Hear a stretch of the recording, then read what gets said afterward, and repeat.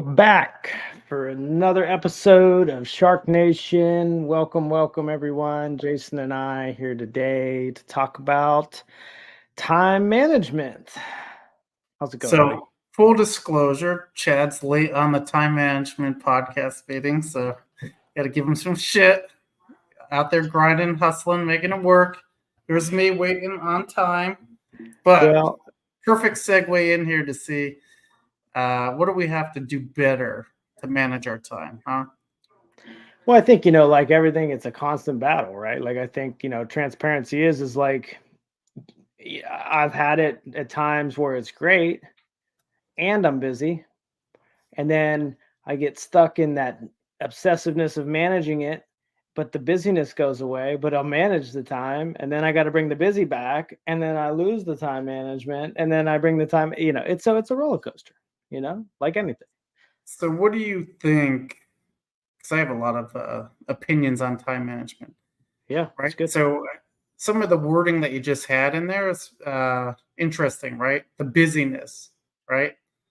So I think a lot of times what we do is we get that busy time creep in there. And it's like, what aren't we structuring around our time that this busyness is a time creep and a time suck instead of, kind of prioritizing that and being able to, kind of strategically have time allotted for the busyness that comes up. Yeah, it's tough. I think that I don't think there's a perfect way because I feel like I've tried like everything, whether it's blocking on the micro, blocking on the macro, hunt in the morning, eat in the afternoon, and then your client's got to see a house at 10 a.m. And I, I think, I think you have to find. Well, I think the first and foremost thing is the busyness drives. Like the busyness I'm talking about is actual people that need to transact, right? Not the busyness of like saving the deals and like that stuff. I'm talking about the busyness of new deals coming in is what I mean, because that's a big distinction, right?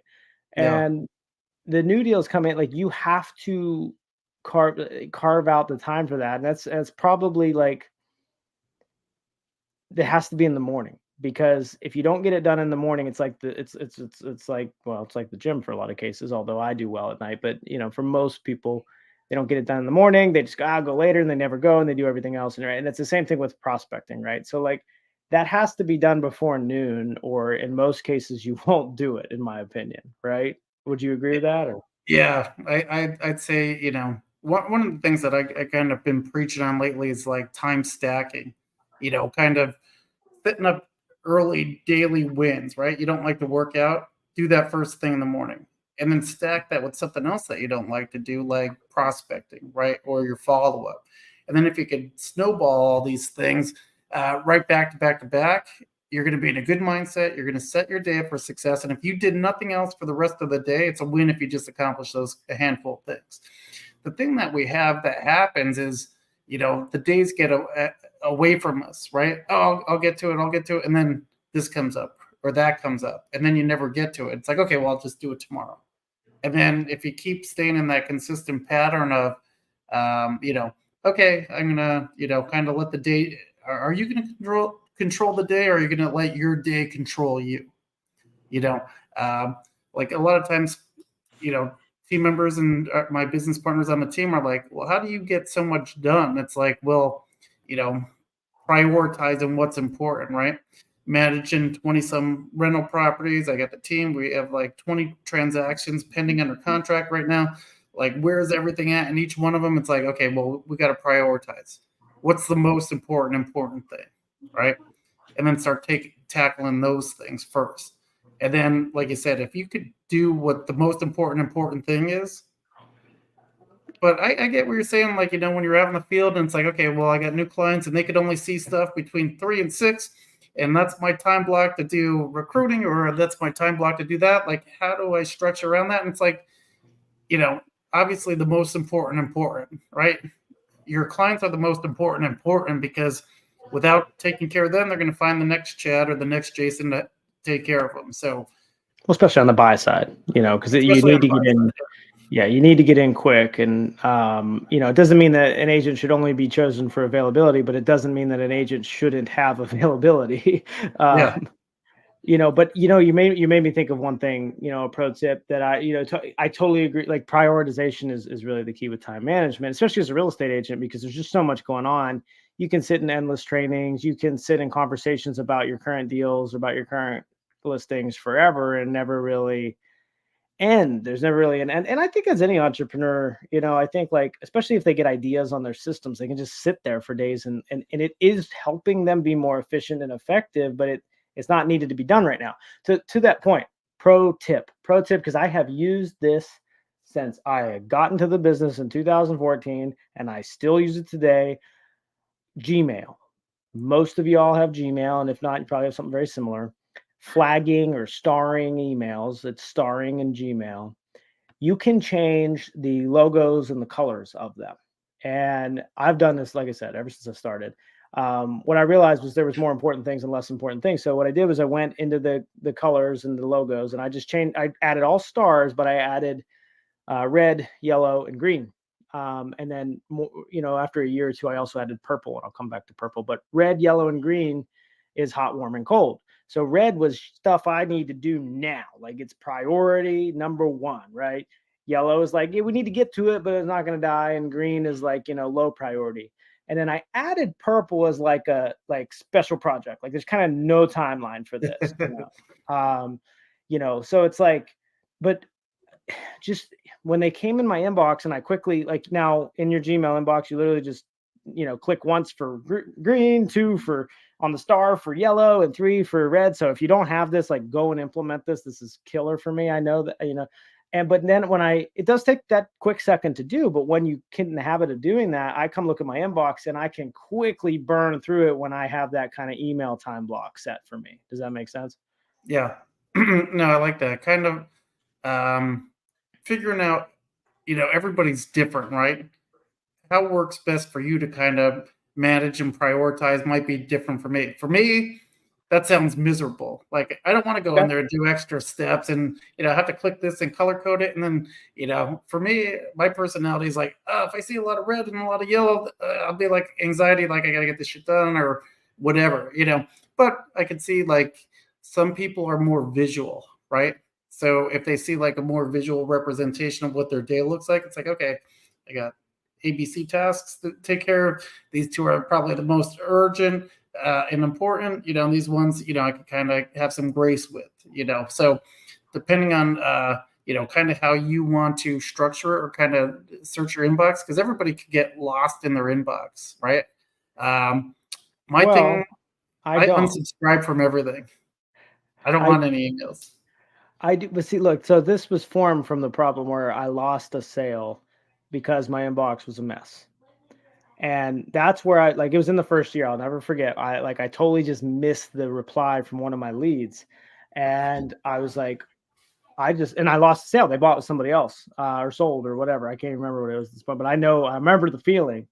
And I'm like, I will never have this happen again. So yeah, I do have some OCD, but I used to have a chaotic inbox like some people. So when I realized that was a problem, I was like, but my email, like, yes, I unsubscribe too, and I do all that stuff, but there's just so much that comes through. And I needed a way to manage the chaos. So for me, like, even, all right, I'm on the fly and I'm out, I don't have time to color code it, right?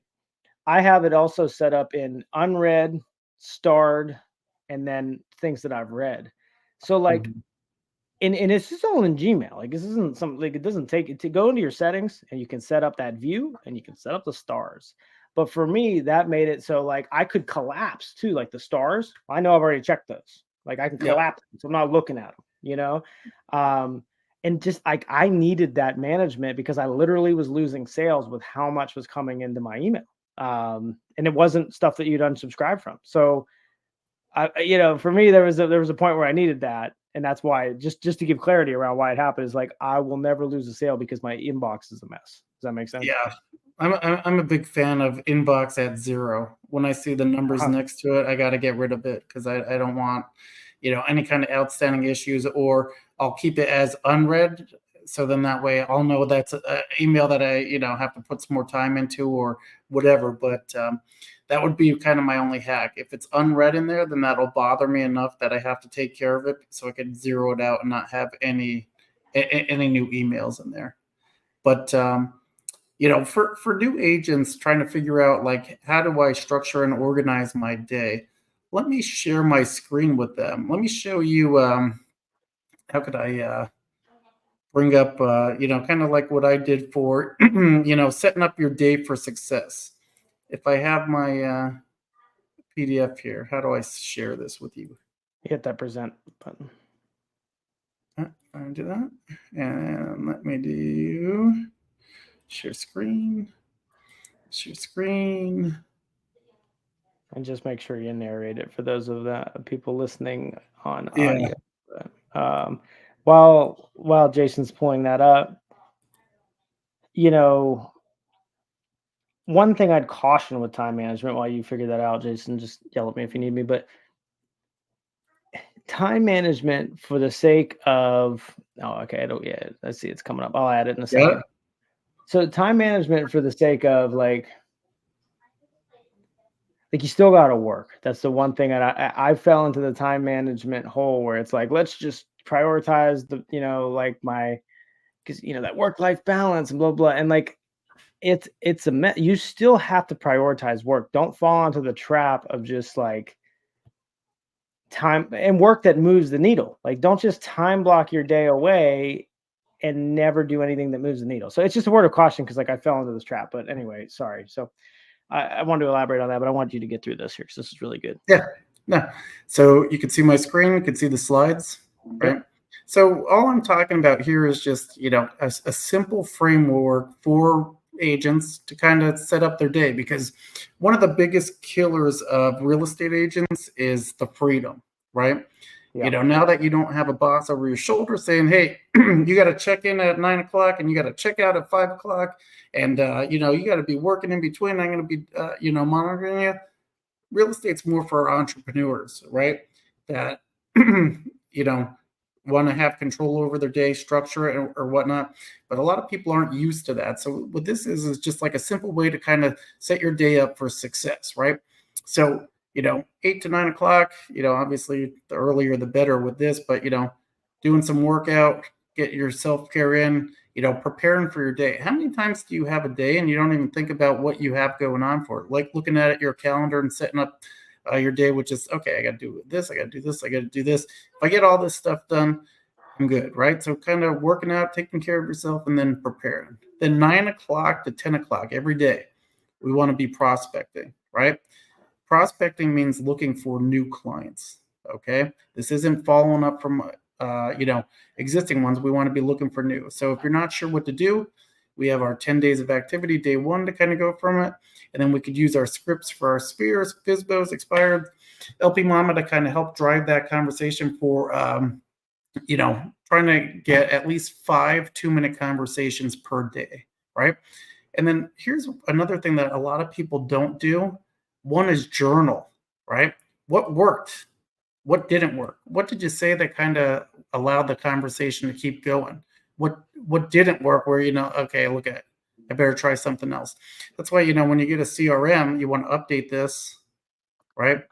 So you can make notes. Okay, hey, I used this script. It kind of was successful, or, I said this, or it did not. Or, like we have Follow-Up Boss now where I could go in and you could say, hey, Jay, take a look at this conversation I had with Joe. Let me know what you think I could do to do better, right? So it's a coaching training. And then you could set and schedule your appointments with new clients here from 9 to 10 every day. From 10 to 11, we're doing follow-up. This is from people that we spoke to yesterday and following up with,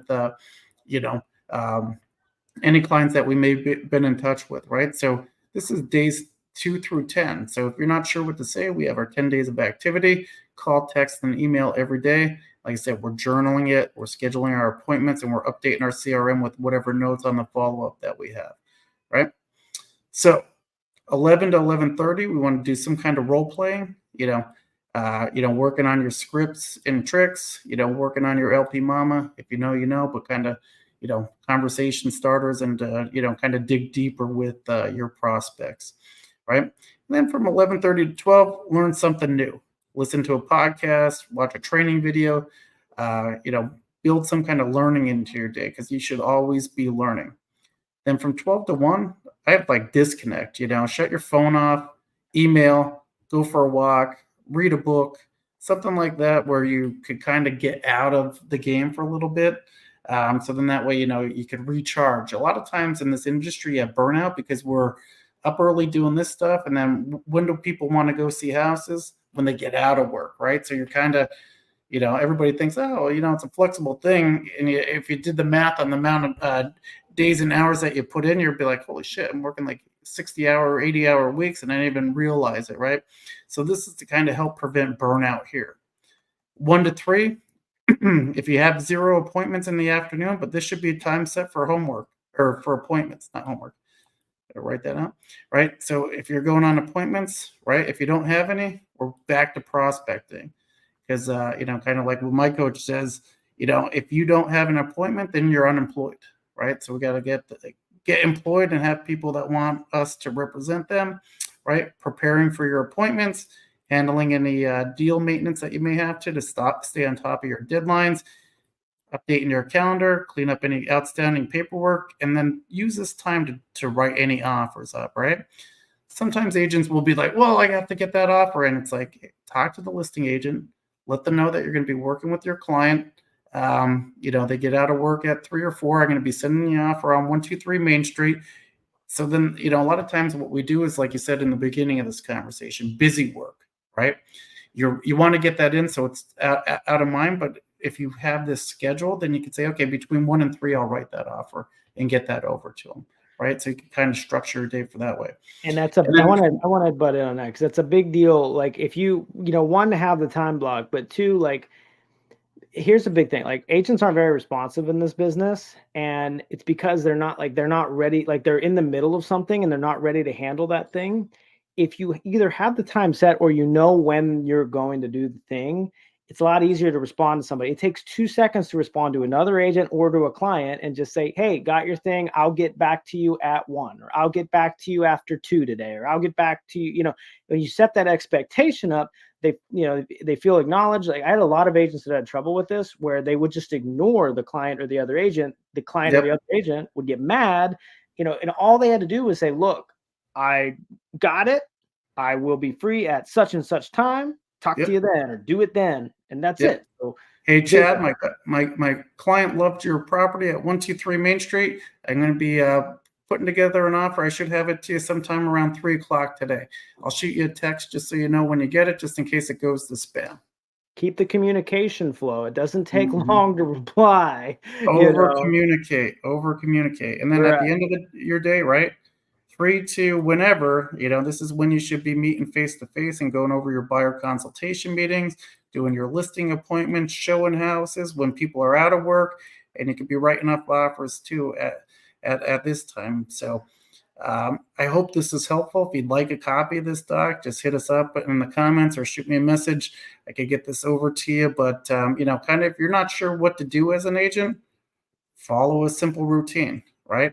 So doing something's better than doing nothing and trying to figure it out on the fly. And because I never get to do it, Jason, I'm gonna get to show them. You Uh-oh. gave them the complex, and I get to Oh give them man. the simple. Oh boy. See, I'm having anxiety. All the different colors. It goes No, back to just my look. This is my. simple. It goes Look at into my W-2 days where I'm just like, oh man. this is the same as you. Look, I'll change the color if it makes you We use happy. green, yellow, red in Canton, just so you know. So No, that's no, it can just be any color. I don't care what it is. So okay. look at this here. Look, Green if is you good. here's what I've coached a few agents this way, and I feel like, you know, there's no perfect way for this, but exactly what Jason said is the same thing. He just broke the micro in. But if you need to zoom out a little bit, if that's a little too much, you know, a little bit, like you need to just have, and especially to be fluid, watch how this can work here. So yeah, you got your morning stuff before 9, taking the kids to school, going to the gym, doing whatever you got to do, right? Proactive 9 to noon.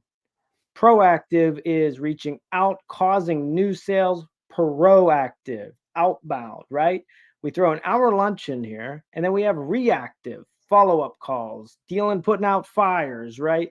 Like, can you write up an offer for me, right? Appointments and learning. Now, I know that appointments aren't going to be all 3 to 5. I will come back to that. So if you have appointments, they're in this 2 hour window. If you don't, you're learning, right? And there's a good nine to Or five, prospecting. especially. What's that? Or prospecting. Yeah, but I mean, reality, we have 3 hours up here to prospect. I mean, I Yeah, think it's for sure. good to keep I'm saying moving. if you don't have any appointments, that's what you should be doing. Focusing Yeah, on that. I mean, that's fine. And then you got your personal and then your overtime down here if you're really, needing to get forward. And so this is what I would use, right? Now, here's the thing. Look, when a client needs to see a house up here in your proactive time, right? You just shuffle. Like you just shuffle around, you kind of just do this on the fly mentally, but you can just shuffle these buckets. So like this, I think, doing it from a perspective of just general buckets, like, and Jason broke down the things that you'll need to do, like, and you just alternate those. Like that's a good strategy. And I know I've coached a lot of agents that way in the past on the team, using that. So like everything you just said is the same. It's just putting it into those bucket categories. So whenever you need, when something goes at the wrong time, you just swap the hours, right? Even Yep. personal time. Like if your appointments are at night, right? Maybe you have, you know, some of personal time 12 to 3 and you go on a lunch date that's longer with your spouse or something, right? Yeah. Just stuff I like just that. I just did the same thing. So me and Nikki, we took the baby out. We took her to the park. We had some lunch. We had a nice little, afternoon. And then, okay, so took away a little bit of the personal time in the afternoon so I could get back to what I needed to get done after the lunch. But like you said, the reason we get into this game is for some of the freedom, but you got to earn it, right? If you don't have all that business and all that activity going to get that ball rolling, to get your pipeline full, then that should be the most important step. And all we want to do here is kind of use this as a guideline to, kind of help set up your day because, like you said, a lot of times there's not anybody that's going to be over your shoulder looking at you saying, "Hey, what are you doing? Check, get clock in, clock out." And these are really, really good templates that are proven, really, because I can tell you that, my agents on the team and that I've coached have followed those exact, templates. And the ones that followed it more, in particular, the proactive time, both on Jason's calendar and on the one that I showed y'all, the ones that actually prospected during those times are winning, were winning, and the ones that weren't. Well, but I want to give one other thing because, I thought for years, you hit, I think I subscribe to the, balance and the work life balance and the blah, blah, blah. And, and I'm not saying that, I don't prioritize the life portion, and I just prioritize work. But if you want to get somewhere really big too, it is absolutely 1000% okay to be out of balance if it's what you want. If you want to grab your unfair share, like, people look at Jason and I and, they at times, and there's people above us that do more than us too. Like we are not like, we don't get the most done, but We're small people look, potatoes. but a newer agent getting in the business and we've sold a lot of houses, they might look at us and go, wow, how did they get that all done in a day? And it's like, it's, it's what you want. We're gonna break the rules of work-life balance whenever we're on a we're on a push to get to that next level, or when the market's given us more of a challenge to do the same thing that we did last year, the year before, because we want big things. We have a big mission, and if that's not for you, that's okay too. Like either way is okay. There's no problem with a heavy life balance, and there's no problem with a heavy work balance. That's for you and your journey, to be there, and each is okay. And I think I just like heard so much balance, balance, balance. They have to be kind of equal, and really, like, there's no freaking rules. It Yeah. like, do what you want to do. It's okay to be out of whack for short periods of time. I see this a lot with the moms on the team. They kind of have that mom guilt where it's like, well, I should be doing this with the kids and I should be doing that with the kids. And I didn't have this time because I have to do this and this and this. And it's like, at the end of the day, you're doing it for your kids, right? So sometimes you might have to be out of whack, and mom's got to be away getting some work done. So then that way she can free up her time and be more available for the kids, you know, as she's grown her business. And here's so this is good because this prompts me into a few really valid limiting beliefs and just general kind of guilty feelings that people get, and I've been guilty of too, So one of them, one of them is, I can't do this because I have kids. I've felt that before even too, and I know a lot of moms feel that, and dads and just everybody. But I used to feel that way, and then I looked at somebody who was doing more than me, and then I realized they had 3 or 4 kids, and I only had two. I'm like, what? So it's not that excuse because that's wrong. And here's the other thing, and this I think I got from Hermosi was like, I think it's from Hermosi. It was somewhere. It was, you're saying you can't do it because of your kids. So when your kids get older and they say, "Why didn't you do the thing you wanted to do?" and you say it's because of you, and they say, "Wow, I held you back."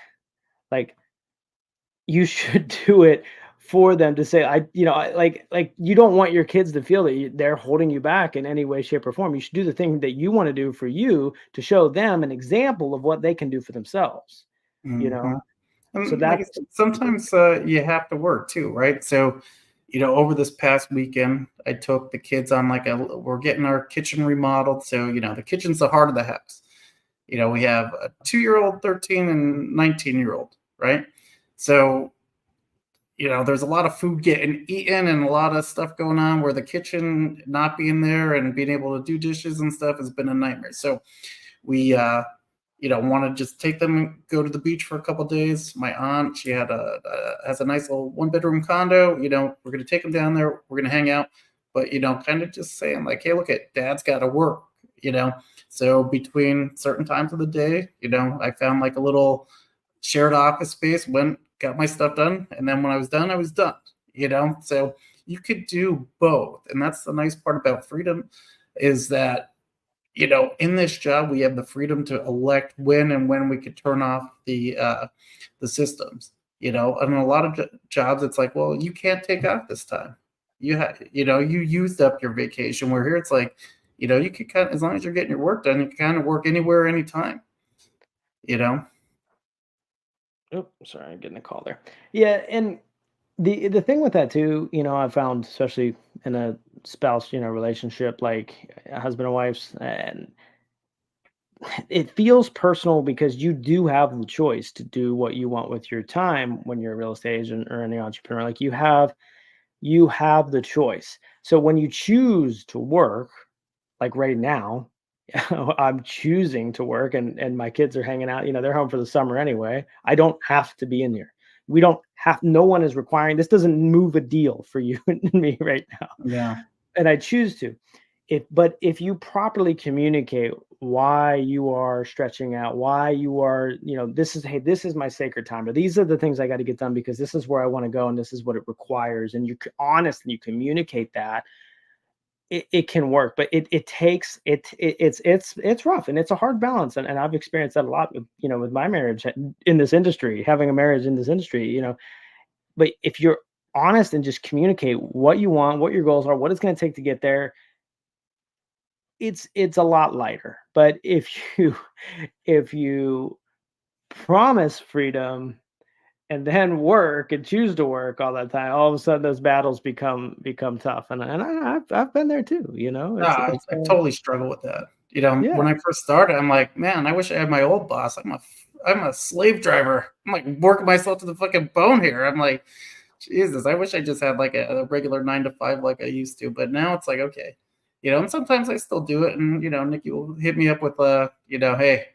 you know, we gotta hang out. We got stuff to do, or hey, we got to do this. And I'm like, oh yeah, but I'll revert back to it. So, having a good partner keeps you grounded too. Yeah, my wife just did it. It's so funny because like I've definitely been the more, like I got to make this thing work for a long time, thing, and she's definitely just taking a more primary role at making sure the kids are, doing their thing. And it's not that she doesn't work; it's just that's the general 75% what we've done. But recently, she's been growing her own little business, kind of using Etsy and stuff like that. And we were just sitting out there, and she had some ideas, and she was putting them together. It was so funny. She's like, how like I don't know how to stop sometimes. I just have another idea. And I just looked at her and laughed and she laughed right back. We even needed words because Yeah. all the years that I have done that, like how don't you like she's like, what are you even doing? And it's like, I got another idea. Yep. You know? Yeah. And like I said, and then that's the time to go and let the idea grow and see if it turns into a flower or if it wilts on the vine or whatever, you know. But I mean, when you're in that mode and you got that ramp up, man, take it and run. And then come back and balance, you know, take some time off once you get done with it. Sometimes it might take weeks, you know, or months.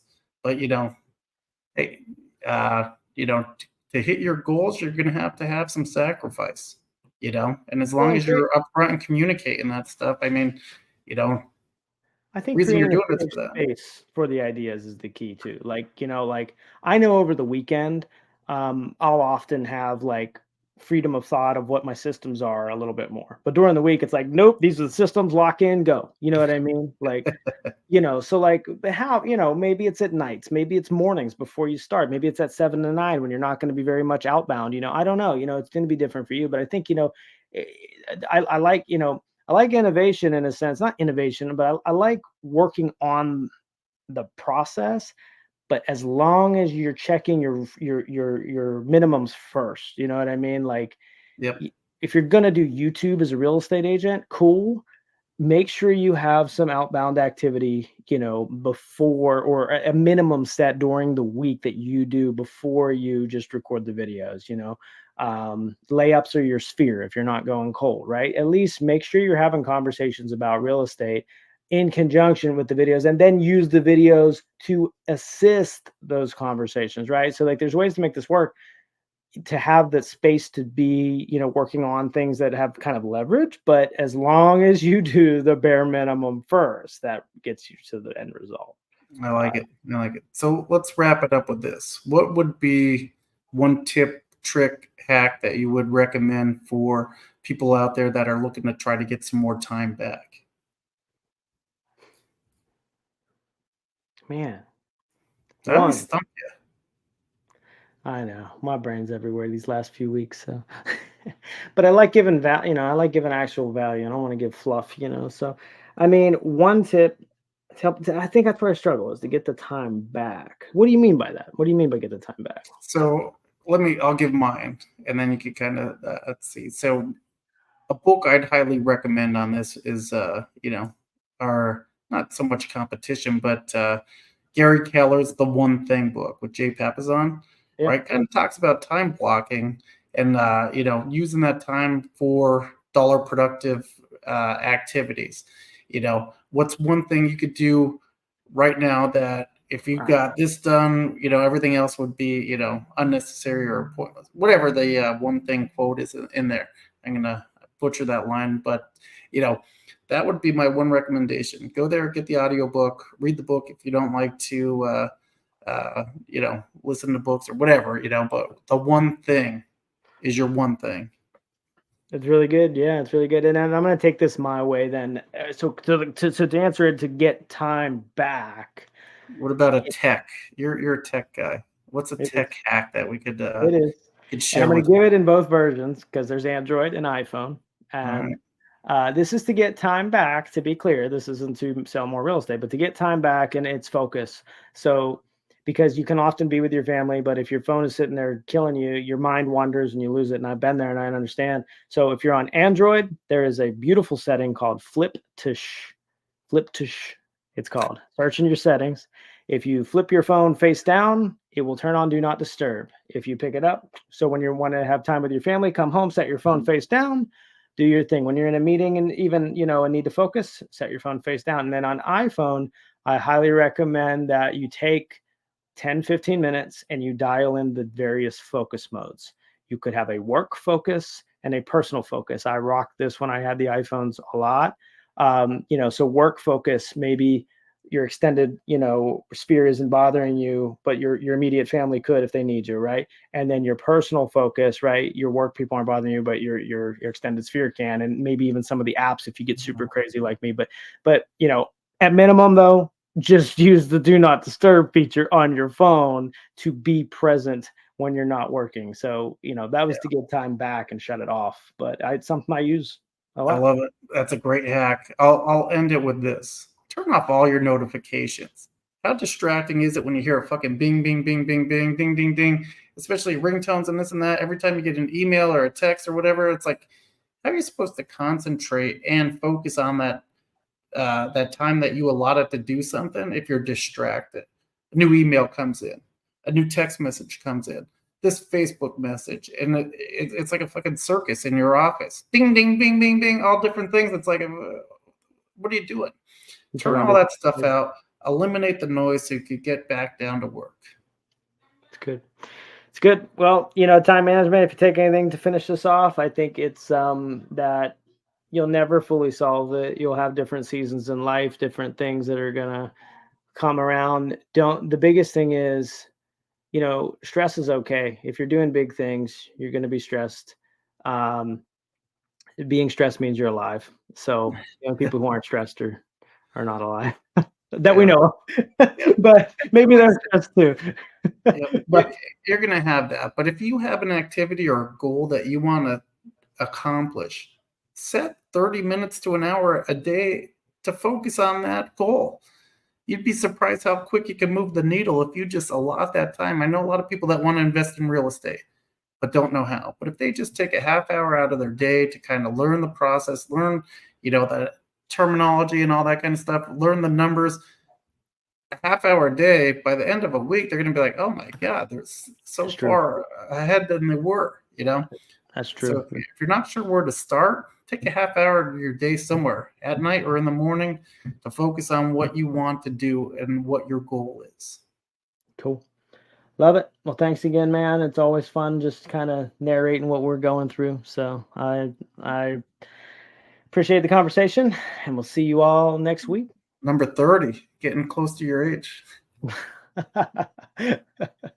Oh, that's it. Well, thank you all, and we'll see you on the next.